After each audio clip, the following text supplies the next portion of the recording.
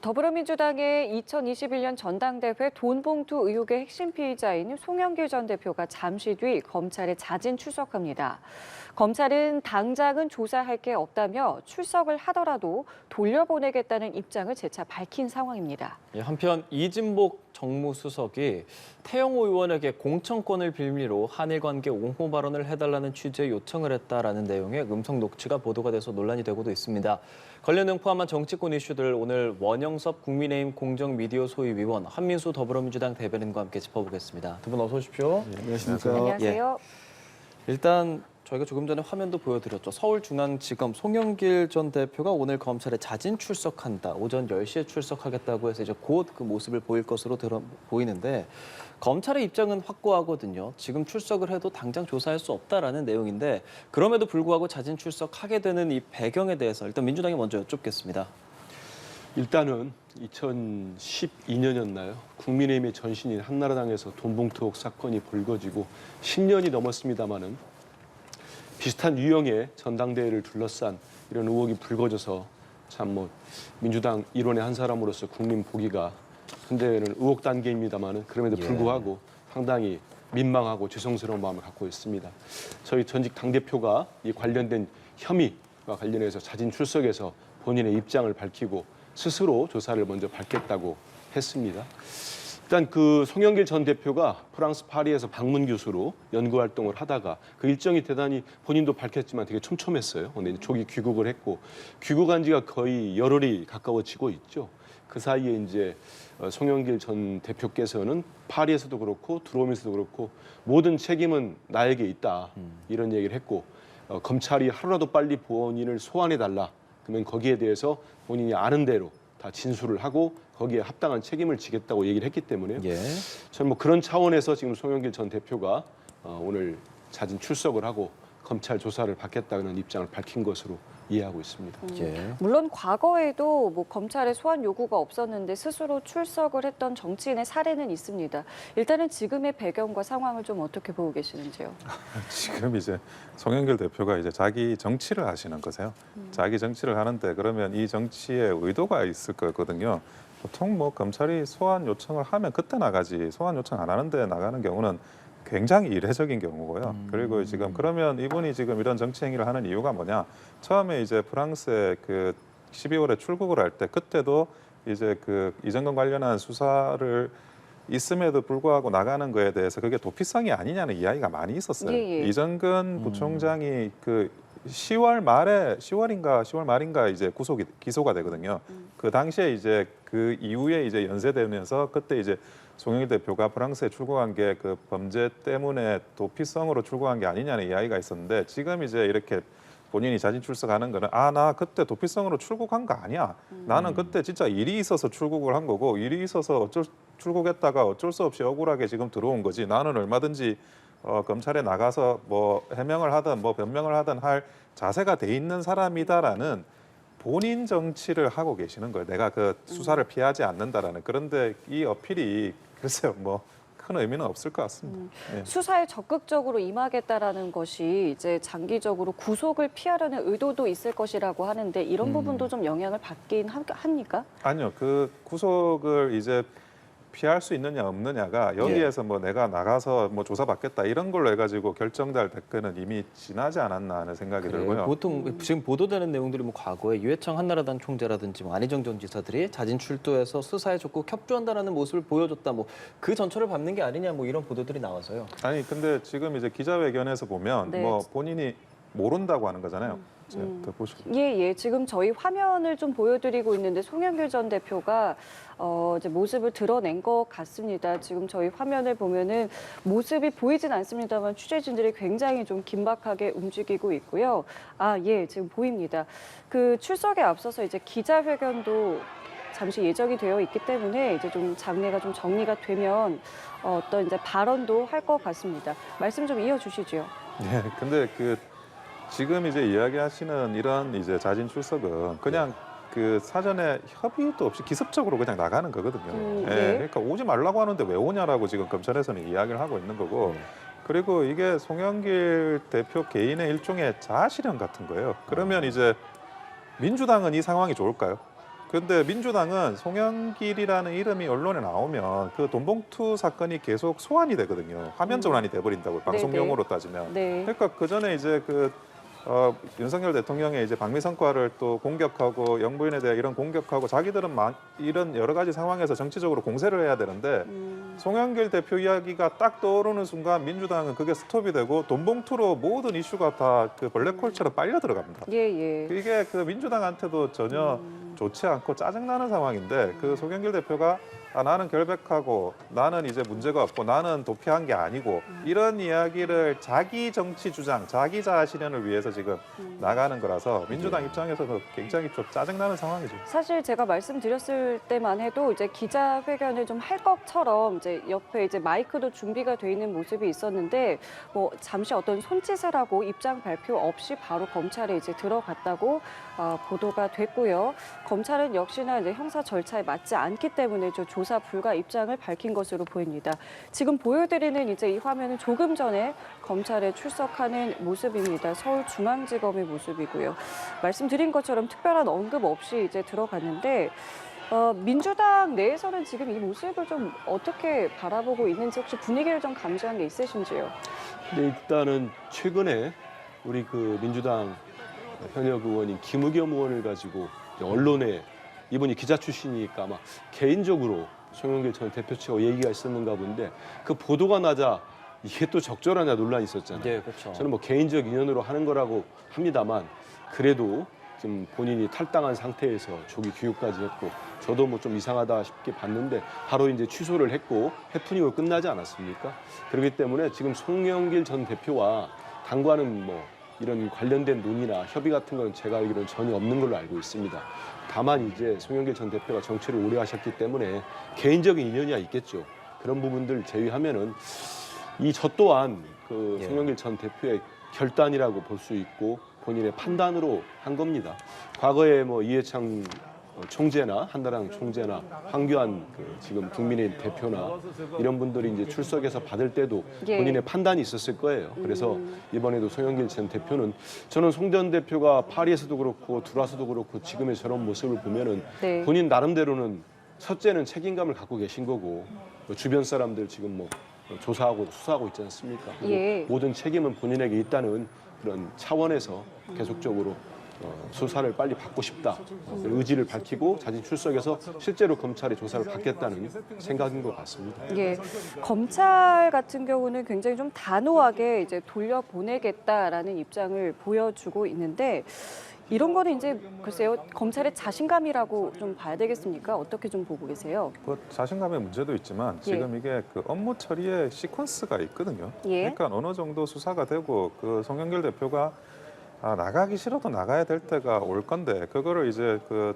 송영길 대표한테 뭘 물어봐야 되는지도 정해야 되는 과정이 필요합니다. 일단 저희 함께 국무회의 내용 좀 들었는데 이 내용들을 우리가 성과를 좀 구체화하기 위해서는 뭐 후속 조치도 필요할 것이라는 생각도 들고 여당과 야당 차원에서 어느 정도 적극적인 또 함께하는 것들이 좀 필요하다고도 보는데 원영석 위원님 좀 어떻게 들으셨는지 그리고 앞으로 좀 어떤 과정을 좀 함께 해나가야 한다고 보시는지요? 지금 이제 지금 현재의 국빈 방문에서 가장 큰 성과라고 하면 워싱턴 회담인데 이 워싱턴 회담을 정무적으로 정리하는 게 굉장히 필요합니다. 정무적인 정리가 뭐냐면 지금 사실상 핵 공유라고 하니까 백악관의 그 국장이라는 사람이 핵 공유 아니다라고 이야기를 했잖아요. 예. 그리고 조태용 안보실장이 다시 그러면 핵 억제 동맹이라고 이야기를 하지 않았습니까? 그 워딩을 정리하는 게 중요하거든요. 그러니까 제목을 붙이는 게 굉장히 정무적인 파트예요. 지금 뭐 주기적인 기항이라든지 뭐 상시전개라든지 이런 단어가 굉장히 국민들께 어려운 단어고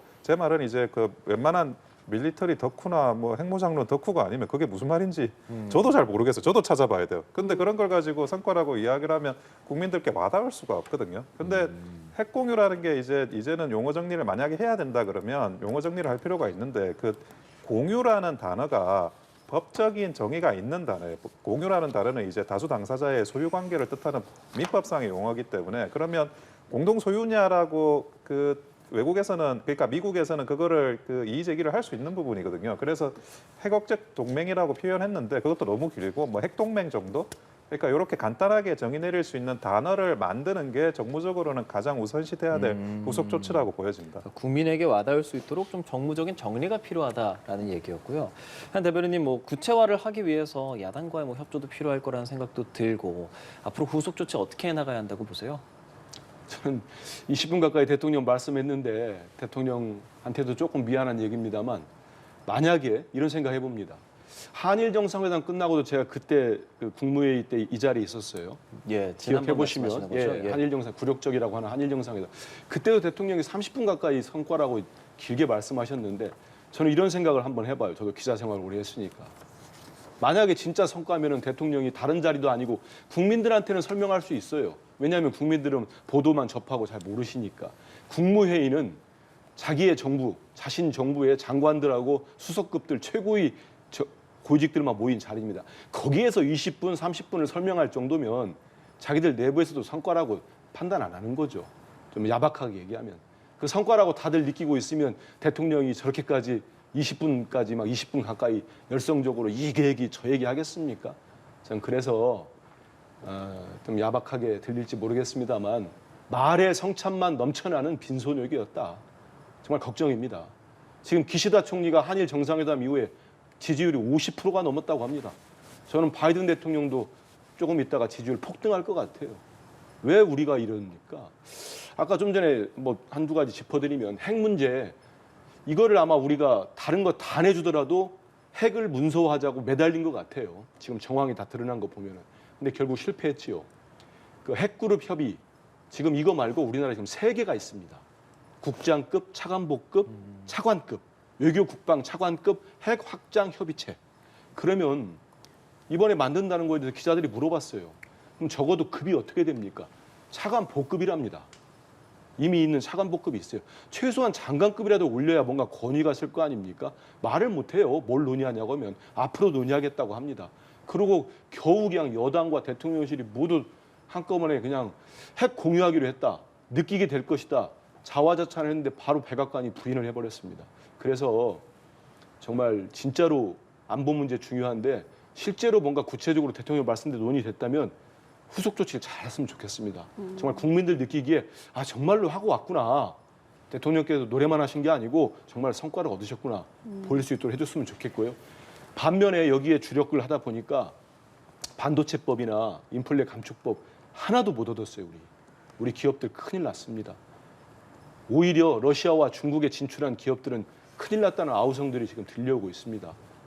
우리 교민들도 그렇고 정말 큰 걱정해서 정부가 제대로 해주기를 정말로 국민들 생명과 안전, 기업들의 생계는 정부의 책임 아니겠습니까? 집권당은 국민의힘이고 집권 세력은 윤석열 정부다. 민주당 아닙니다. 뭔 얘기만 하면 민주당 탓하지 마시고 정신 차려주시고 세 번째 간단하게 도청 의혹 파문도 거론조차 못하셨던데 국민들 자존심 상했다는 거 알아주셨으면 좋겠습니다. 예, 앞으로 수속 조치가 어떻게 될지도 저희가 좀 지켜봐야 할 것 같고요. 조금 전에 저희가 이제 국무회의 연결하기 이전에 송영길 전 대표가 자진 출석하는 모습을 보여드렸는데요. 그 사이에 다시 나왔습니다. 제가 시간을 이제 대략적으로 좀 봤더니 10분이 채 안 되는 시간에 이제 들어갔다가 나왔고요. 지금 이 시각에는 입장 발표와 좀 기자들과 이제 질의응답을 진행하고 있는데 그 내용은 이제 좀 들어오는 대로 좀 전해드리도록 하겠고요. 일단은 들어가서 굉장히 빨리 나왔단 말이에요. 뭐 어떤 절차를 진행을 하기는 한 겁니까? 뭐 어떻게 된 걸까요? 그러니까 외부인이 뭐 어떤 식으로든지 조사를 받으려고 검찰청에 가게 되면 그 앞에 이제 그 출입증을 교부하는 데가 있습니다. 예. 그 로비에서 출입증을 교부를 하려면 본인의 이제 신분증을 제출하는 거예요. 예. 본인의 신분증을 제출하면 뭐 홍길동이다. 그러면 어디 오셨냐 그러면 그 해당 검사실에 전화를 일단 합니다. 그래서 예약이 되어 있다. 원래 홍길동이라는 사람이 오기로 예정돼 있다. 그러면 그때 출입증을 교부를 해주거든요. 그래야지 그 톨게이트 같은 데를 통과를 할 수가 있는 거예요. 근데 만약에 예약이 돼 있지 않다, 조사 예정이 없다 그러면 거기서 이제 다음에 오시거나 아니면 지금 이제 방문을 하실 수가 없다고 거기서 막아버립니다. 그래서 아마 송영길 대표가 그쪽에 가가지고 이제 그 출입증 교부를 요청을 한 것 같아요. 예. 지금 예. 나와 있는 화면을 보면 요청을 했는데 네. 당연히 뭐 그 조사 예정이 없으니까 조사 예정이 없으시고 일정이 없으시다 이런 식으로 하면서 출입증 교부를 안 해주는 거죠. 신분증을 내밀어도. 아, 그러면 이제 물리적으로 들어갈 수 있는 방법이 없어요. 그냥 그 로비에서 예. 뭐 몇 번 이렇게 두리번 하다가 그냥 바로 나오신 것 같아요. 시간대로 보면. 예. 네, 그렇게 한 것 같습니다. 그럼 말씀해주신 것처럼 조사는 받지 못하고 나오게 됐고 바로 귀가를 한 것은 아니고 이 지검 현관에서 입장을 발표했습니다. 발표 지금 하는 중인데 어떤 내용들 했는지 모두 발언부터 함께 들어보시죠. 저희가 기자 여러분들께 저의 입장을 회견문으로 읽고 나서 너무 시끄러워서 마이크를 바짝 붙여. 질의 답변에 응하도록 하겠습니다. 존경하는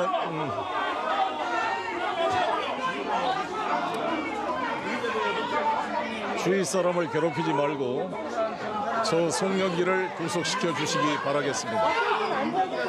존경하는 국민 여러분, 다시 한번 2년 전 민주당 전당대회 금품수수 논란에 대하여 송구스럽고 죄송하다는 말씀을 드립니다. 저는 지난달 22일 파리 기자회견과 24일 귀국 기자회견에서 말씀드린 것처럼 모든 것은 저의 책임이고 저를 소환해서 수사하라고 말씀드린 바 있습니다. 검찰 수사에 대해서는 할 말이 많지만 귀국하여 말씀드릴 기회를 갖겠다고 약속한 바 있습니다. 저를 소환하면 자연스럽게 검찰 수사에 대해 말할 기회가 생길 것이라고 생각했습니다.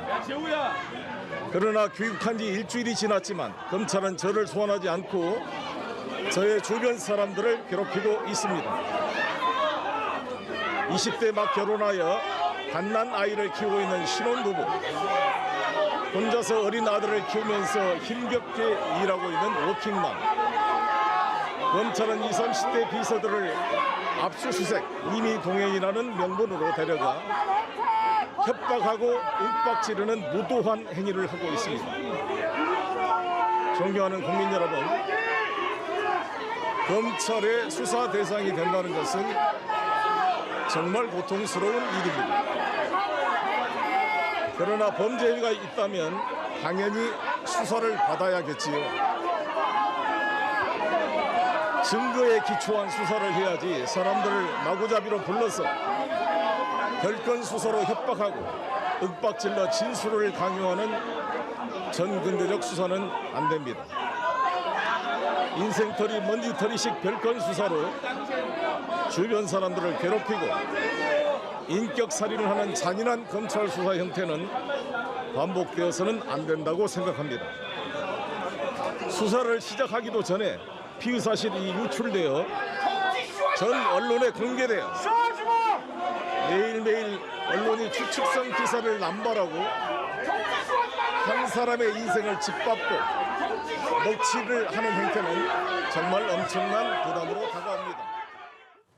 예, 송영길 전 대표 지금 서울중앙지검 현관 앞에서 기자들과 질의응답까지 하고 있는데 앞서 초반에 말했던 부분 저희가 들려드렸습니다. 예. 전반적인 내용들이 금품 논란에 대해서 송구하고 죄송하다 모든 것이 제 책임이다. 그러니까 이런 것들은 사실 뭐 파리에서나 귀국할 때 공항에서 했었던 기자회견과 전체적인 맥락은 비슷하고 검찰이 뭐 주변 사람들을 괴롭히고 있다 등 검찰의 수사 방향성에 대한 지적을 하고 있는 송영길 전 대표거든요. 지금 이 상황 결과적으로 검찰에서 이번에 이제 조사는 받지 못하게 되는 상황이 됐는데 이런 입장을 저 앞에서 발표한다는 것, 그 전에 이제 원영석 변호사께서는 계속 이게 개인 정치적인 것들이다라고 이야기를 하거든요. 대변인님, 이 민주당 차원에서 좀 어떻게 보시는지 궁금합니다. 일단 저런 모습을 뭐 당 차원에서 어떤 코멘트하고 그런 입장이 정해진 건 전혀 없고요. 예. 전 지금 상황을 이제 앞부분만 봤는데 이제 그 뒤에서 이제 실제로 뭐 기자들 질의에 예. 막 기자들 같은 경우는 구체적인 걸 좀 묻지 않겠습니까? 네. 그래서 어떤 답변을 했는지를 좀 종합적으로 봐야 될 것 같습니다. 좀 전에 앵커 말씀하신 대로 이 전반부 저도 뭐 같이 본 정도, 예. 이 정도에서는 지난번 뭐 파리나 귀국했을 때 한 입장을 거의 같게 되풀이했습니다. 그러니까 모든 책임에 대해서 자기가 지겠다는 거 하고 본인이 그다음에 국민들께 이런 논란 자체에 대해서 송구하다, 죄송하다는 입장을 표현했고 그 외에는 지금 보니까 이제 그 지금 주변 검찰의 수사에 대해서 예. 좀 강도 높은 비판을 좀 했습니다. 뭐 별건 수사식, 먼지털이 강압 예. 수사가 이루어지고 있다.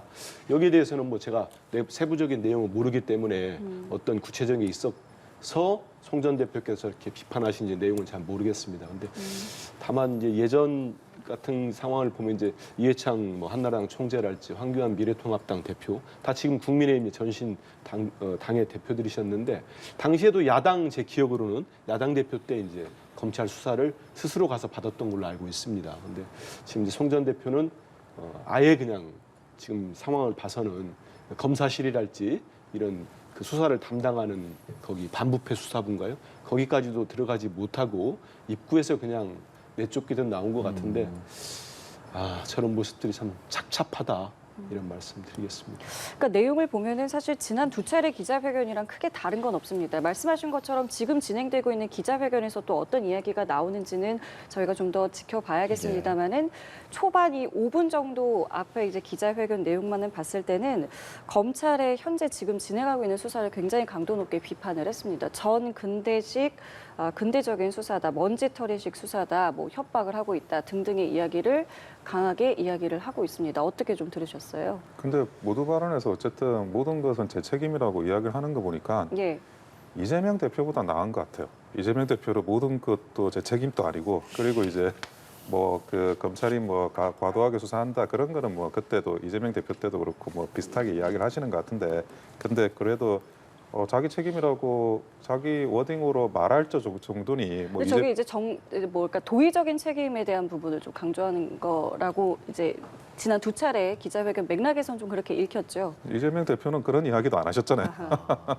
그러니까 그 전 대표가 현 대표보다 낫다 그런 생각을 좀 하고요. 그리고 이제 뭐 어쨌든 기자회견을 한다는 게 본인이 그 저번에도 그 파리 기자회견 때도 보면 그 이재명 대표가 결국 기자회견 하지 말라고 자꾸 이야기를 하고 뭐 박범계 의원도 개인적인 뭐 형사 책임을 최소화하려는 변명이나 하지 않겠냐라는 식으로 부정적으로 이야기하고 그런데 송영길 대표 측에서는 뭐 최소한의 기회는 줘야 되는 거 아니냐 하면서 기자회견을 사실 강행했거든요. 그 당시에 그 형사 책임을 어떻게든 피해 나가 보겠다라는 생각으로 최소한의 기회를 달라고 했는데 지금 이제 자진 출두하시는 거나 자진 출석해가지고 그 모두 발언하시는 거 보면 그 최소한의 기회가 아닌 최대한의 기회를 행사하겠다 뭐 이런 취지로 움직이시는 것 같아요. 근데 그 송영길 개인이 가지고 있는 어떤 정치적인 그런 이제 이익하고 민주당이 가지고 있는 당 차원의 이익하고는 굉장히 상충하게 될 것 같습니다. 앞으로도. 예. 그러니까 검찰은 이게 형사 절차에 맞지 않아서 조사 불가능하다라는 입장을 계속 보이고 있는데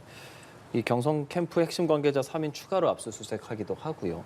검찰 앞으로 어떤 부분에 초점을 두고 수사를 좀 진행하는지 법조인이니까 관련된 말씀 좀 해주시죠. 결국 이제 그 자금의 이동이거든요. 자금의 이동이 두 가지 형태로 나타납니다. 하나는 이제 계좌를 통한 자금의 이동, 그리고 비계좌를 통한 자금의 이동이거든요. 그러니까 현금으로 해가지고 어떻게 현금이나 현금 유사한 금을 통해 가지고 어떻게 주위로 흘러나가느냐. 그러면 그 부분에 대해서 관련자들을 수사할 수밖에 없어요. 근데 이 관련자들이 그러면 전체 그림을 이해하는 관련자가 아니고 하나의 그 부분에 불과하거든요. 그래서 전체 그림을 이해하는 사람은 또 잘 없는 거예요. 그렇기 때문에 말하는 게 굉장히 조심스럽고 단순히 뭐 일반적으로 부인만 한다 그래서 이 문제를 해결할 수가 없다는 거죠. 왜냐하면 전체적인 그림은 오히려 이정근 부총장이 안다고 볼 수 있고 그 3만 개에 해당하는 그 녹음 파일의 나머지 영역이 어느 정도인지도 아직 드러나지가 않았기 때문에 이거를 이제 그 수사받고 있는 입장에서도 어디까지 말해야 될지 그냥 모른다고만 할지 부인할지 그것도 사실 판단이 안 서는 거죠. 지금 송영길 대표가 저번 기자회견 때도 보면 나는 몰랐다로 일단 가는 거거든요. 그렇죠. 근데 나는 몰랐다로 갈 수 있는 것도 지금 당장 이제 본인이 전체 그림을 모르기 때문에 일단 던지는 거예요. 방어적인 차원에서. 조금 전 기자회견 저희가 앞에 봤을 때 증거를 가지고 검찰이 수사를 해야 한다라는 이제 맥락. 그러니까 다시 들어봤을 때는 그러니까 증거가 지금 불분명하다 혹은 없다라는 식의 뉘앙스를 좀 풍기기는 했어요. 이건 그럼 왜 그랬을까요? 그거는 그냥 하는 이야기고 증거를 본 적이 없잖아요. 조사를 받으면서 증거를 제시해가지고 거기에 답변을 요구하면 이런 증거, 이런 증거, 저런 증거 있구나 그걸 알게 되는데 네. 지금 그 검찰이 그 수사하는 입장에서 피의자한테 아니면 피의자가 될 사람한테 자기 증거가 뭐다라고 이렇게 미리 공개하질 않아요.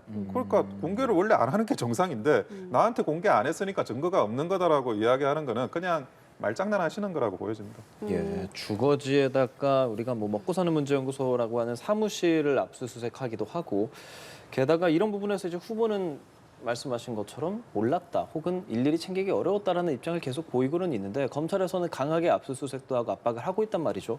이런 상황에서 또 이 말맞추기, 그러니까 회계 담당자가 파리를 방문했었을 때 그게 말맞추기 정황이냐 혹은 단체 관광이냐 이 부분도 이제 앞으로도 수사에서 중요한 부분으로도 되지 않을까 그럴 이런 수 보도들이 있겠죠. 많이 나와요. 예. 근데 일단 그 가가지고 어느 당도에 사람들이 갔는지 네. 이걸 좀 봐야 될 것 같아요. 이제 송영길 전 대표 측은 이제 단체 관광이라고 하니까 뭐 시기상 오해 여지가 있는지 예. 없는지 실제 뭐 지금 검찰 수사 지금처럼 벌어지고 있는 것보다는 상당히 오래전에 간 거 아니겠습니까? 예. 그때가 2월인가요? 그때라고 이제 보도가 되는 것 같던데 그런 상황들을 종합적으로 좀 보면은 예.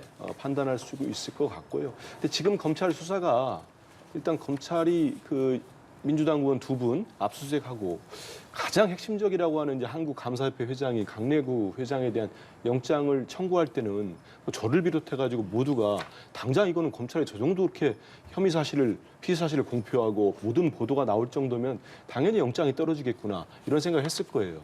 근데 영장이 기각이 됐어요. 강 회장이 혐의를 부인하는데 기각이 됐습니다. 그러고 재청구를 한다고 했는데 벌써 일주일이 넘었어요. 아무 말도 없습니다.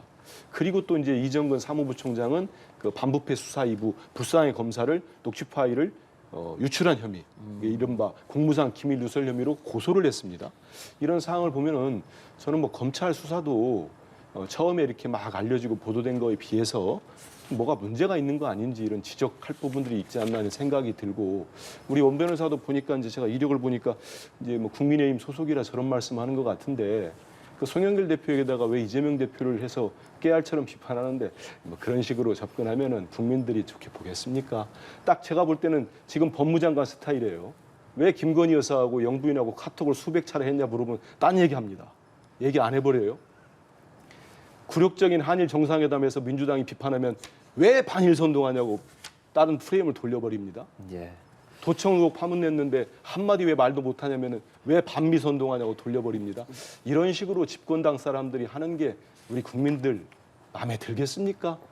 그러니까 TK에서도 합리적인 보수들이 등 돌리는 거 아니겠습니까? 예, 대변인님 지금 집권한 사람들은 집권한 세력 맞게 모든 걸 좀 보십시오. 쓸데없는 얘기하지 알겠습니다. 마시고. 그럼 이 내용에 좀 집중해서 다시 좀 여쭤보면 일단은 송영길 전 대표는 이제 기자회견 그리고 기자들의 질의응답까지 마무리를 짓고 지금 이제 귀가를 하고 있는 중이고요. 사실은 이 돈봉투 의혹이 이제 처음 불거진 게 이정근 사무부총장의 이제 녹취가 언론에 보도가 되면서부터였는데 이 녹취가 그러면은 언론에 어떻게 들어갔느냐에 대해서 이정근 사무부총장 측은 자신은 절대 아니다라고 이제 변호인을 통해서 계속 이야기를 하고 있습니다. 지금 이 배경과 그리고 이 왜 갑자기 이렇게 부인을 또 하고 있는지 이 지금 흐름을 좀 어떻게 이해해야겠습니까? 이게 그 녹음 파일이 유출되는 경위가 굉장히 좀 어찌 보면 나중에 좀 핵심적인 사항이 될 수도 있을 텐데요. 녹음 파일을 가지고 있는 사람은 일단 검찰이 가지고 있고요. 예. 그리고 이정근 당사자가 가지고 있고요.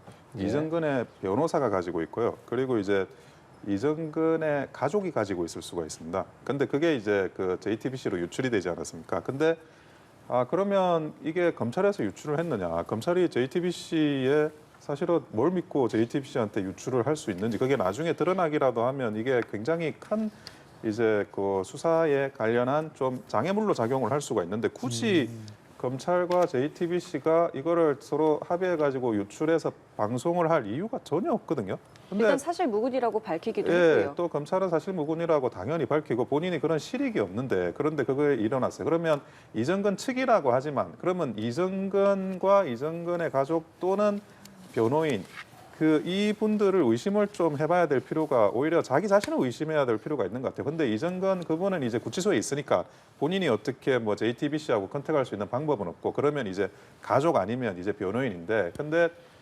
지금 이제 검찰에 대해서 뭐 고소를 하셨어요. 그런 공무상 비밀 누설로. 근데 만약에 천에 하나 만에 하나 가족이나 이제 그 변호인 측에서 유출이 된 거라면 이 공무상 비밀 누설도 무고가 되는 거예요. 근데 이 무고가 되는 거에 대해서 그 이정근 당사자 본인이 좀 이거를 인지를 하고 이런 고소장을 접수를 했는지 제가 좀 의심이 든다는 거죠. 지금 이제 만약에 본인이 굳이 뭐 그게 아니다, 뭐 검찰이 했을 거다라고 그냥 이야기할 수도 있는 부분인데 자기가 굳이 뭐 무고를 리스크를 감수하면서 고소를 할 이유가 이정근 본인한테는 그게 실익이 없어요.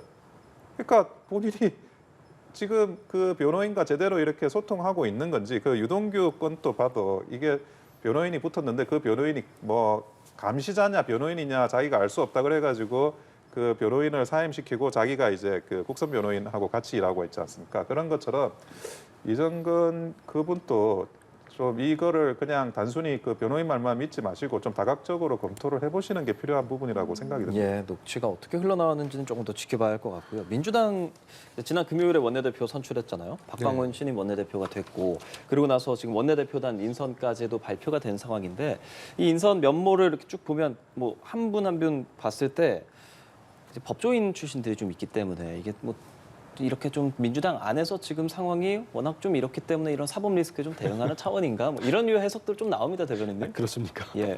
저는 근데 저도 뭐 이소영 의원이나 김한규 의원 아는데 예. 이분들 따져 보니까 또 변호인들이 변호사 가장 큰 로펌 출신들이더라고요. 출신이잖아요. 그렇다면서요. 예. 몰랐습니다. 몰랐고 저는 이소영 대변인은 그 지난 대선 때 대선 후보에 이재명 후보의 현장 대변인 역할을 참 잘하셨어요. 저 그때 공보단에 있었고 그래서 대변인 이렇게 브리핑도 잘하고 기자들과 관계도 좋고 언론과의 관계도 좋아가지고 이번에 원내대변인 시켰을 때 참 적격자를 시켰다 이런 생각이 들었고 김한규 의원은 이제 청와대 정무비서관을 해서 정무적 아마 감각이 뛰어날 겁니다. 그러면 언론 관계라는 게 정무 능력이 없으면 쉽지 않거든요. 예. 또 그런 인선으로 받고 송기현 원내수석은 뭐 변호사 출신인데 원내수석이 이분이 또 법사에서 오래 있었기 때문에 그런 차원에서 본 거라 특별하게 뭐 그 색깔이 진한 것도 아니고 특히 뭐 박광원 원내대표님 본인 자체가 상당히 통합형 리더십을 갖고 있다고 그건 뭐 예. 뭐 당내나 당외나 국민의힘도 인정하는 부분들이기 때문에 저는 뭐 인선 자체도 특별한 어떤 의도랄지 아니면 그런 오해 살 부분들을 염두에 두고 하신 건 전혀 아니고 그냥 본인과 가깝거나 아니면 이 일에 적합하다 이렇게 판단하고 하지 않았나 싶습니다. 개파색이 모두였다라는 특징도 있는데 그럼 네. 이 부분도 그냥 뭐 의도했다기보다는 이제 뭐 자연스럽게 그렇게 됐다고 보시는지요? 글쎄 그런 거는 정말 원내대표가 누가 되는 것도 취재해 보면 제일 어렵거든요. 예. 그거는 이번에 비명 친명이 정말 제가 역대 예, 취재도 예. 해봤습니다만은 이런 개파가 없이 호불호로 결정되는 원내대표 선거는 대부분 그렇습니다. 예. 이번도 특히 그렇게 된 것 같아요. 그러면 이렇게 여쭤볼게요. 그럼 네. 앞으로 이제 원내대표와 이제 민주당 지도부에 어쨌든 이제 면면들이 다 갖춰졌기 때문에 궁합은 좀 어떨 것 같습니까? 궁합이요? 예. 저는 뭐 아무 문제 없을 것 같고 예. 특히 뭐 이재명 대표나 박광원 원내대표나 옛날 대선 때 본 선대위에서 같이 또 호흡을 맞춰보신 분이고 박광원 원내대표가 워낙 리더십 자체가 그러기 때문에 저는 뭐 아주 호흡이 잘 맞을 걸로 그렇게 보고 있습니다. 예. 자, 이번에는 국민의힘 이야기도 해보겠습니다. 어제 이런 보도가 나왔습니다. 대통령실 이진복 수석이 태영호 의원에게 한일 관계 옹호 발언을 이제 요청했다라는 음성 녹취가 한 언론을 통해서 이제 보도가 됐는데 여기 이제 나온 이야기가 이제 공천을 좀 언급했다라고 해서 좀 오늘 오전에 계속 이제 기사가 나왔고 저희가 뉴스 들어오기 전에 이제 나온 이야기는 태영호 의원이 이진복 수석에게 직접 전화를 해서 이제 그런 사실이 없었다는 것에 대해서 이제 사과를 했고 이진복 수석은 그 사과도 받았다라고 하면서 좀 일단락이 되는 것 같은 느낌이긴 한데요. 어쨌든 지금 녹취까지 이제 나온 상황이고 이게 이제 보좌진을 통해서 이제 나왔다라고 이제 보도가 되고 있는데 이 상황은 좀 어떻게 보고 계시는지요?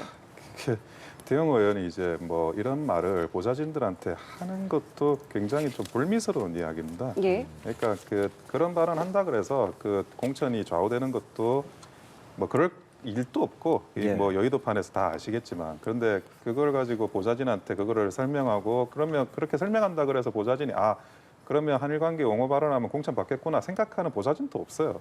근데 그 보좌진도 없는 그런 상황에서 본인이 이제 뭐 자기 어찌 보면 수하들이라고 할 수 있는 사람들한테 그런 이야기를 하는 식으로 해가지고 그 의원실을 운영했다는 게 좀 굉장히 답답한데 이게 모르겠어요. 이게 그 이진복 의원의 워딩이나 그런 건 녹취에는 일단 없는 상태고요. 이진복 예, 의원이 그쵸. 뭐 이진복 의원 정치 수석이요. 오래 하신 분인데 예. 이진복 수석이 정치 오래 하신 분인데 그 한마디 하는 거 안 하는 거에 공천이 좌우될 수 있다고 이진복 수석도 스스로도 그렇게 생각 안 할 거예요. 그러니까 보좌진들도 어찌 보면 그 나름 전문직이거든요.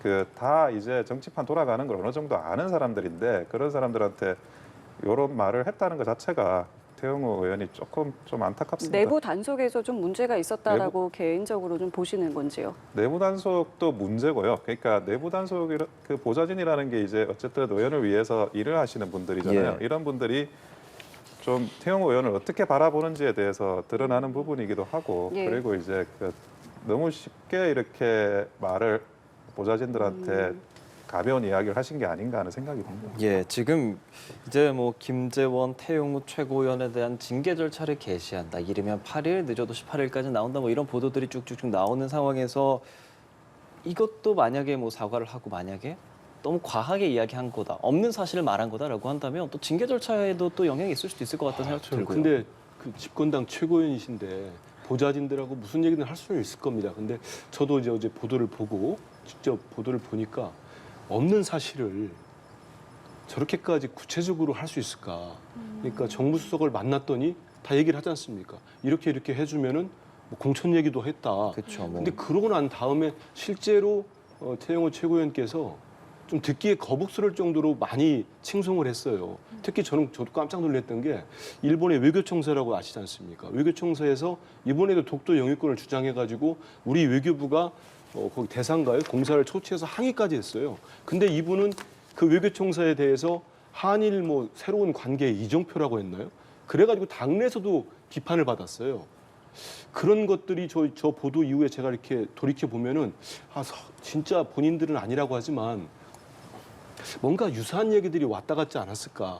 그러니까 저렇게까지 하셨을까 하는 생각이 들고 저는 만약에 이게 진짜 뭐 부정하고 있습니다만은 부인하고 있습니다만 사실이라면 정말 아주 심각하다. 정말 심각한 불법적인 공천 개입으로까지 번질 수 있는 예전에 박근혜 전 대통령이 불법 공천 개입으로 형도 살지 않았습니까? 그래서 되게 심각한 문제고 용산 대통령실이 지금 국민의힘 여당을 어떻게 대하는지 그리고 앞으로 정말 이렇게 가다가는 아주 공천에서 무도한 일들이 많이 벌어지지 않겠나는 생각, 우려가 됩니다. 예, 알겠습니다. 뭐 앞으로 징계에 어떤 영향이 있을지도 지켜보도록 하고요. 오늘 긴 시간 두 분과 함께했습니다. 원영석 국민의힘 공정미디어 소위위원, 한민수 더불어민주당 대변인이었습니다. 오늘 말씀 잘 들었습니다. 고맙습니다. 감사합니다. 네.